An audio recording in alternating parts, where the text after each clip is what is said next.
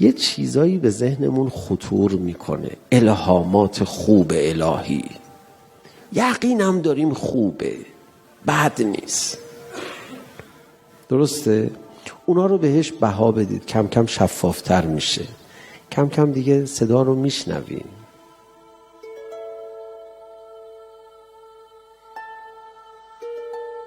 به هیچ الهام خوب ذهنی که به ذهنت خطور میکنه بی‌اعتنایی و بی احترامی نکن.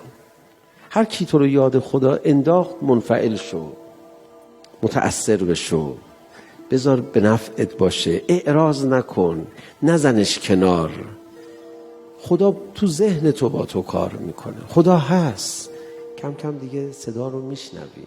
حالا بعضیا یه الهاماتی بهشون میشه، عجق وجق میگه من نمیدونم این الهام شده یا نه الهام شده تو رو بکشم. بی خود کردی.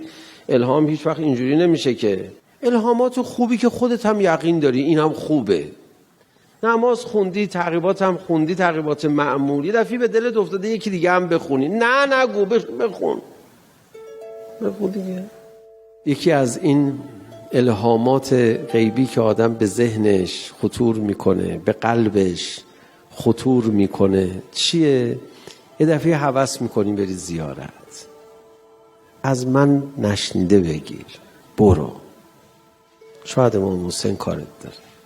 یه وقت دلت یه دفعه خواست ابا عبدالله الحسین، داری رانندگی میکنی تو بیابون، یاد امام حسین افتاد، بزن بغل، بیا از ماشین پایین، جهت رو پیدا کن، رو به حرم ابا عبدالله الحسین بایست، دست به سینه بگذار، هر جوری میپسندی 3 بار بگو صلی الله علیک یا ابا عبدالله.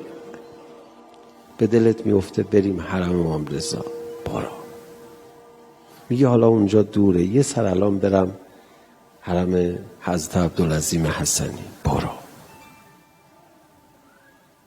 نشنیده نگیر، شاید یک چیزی برات گذاشتن اونجا، بری بگیری برداری بیاری. وقت به دلت میفته بری حرم حضرت معصومه، بلند شو برو، شاید اونجا یه چیزی برات نگه داشتن. مؤمن درباره ذکر خدا که ملهم میشه منفعله، میپذیره.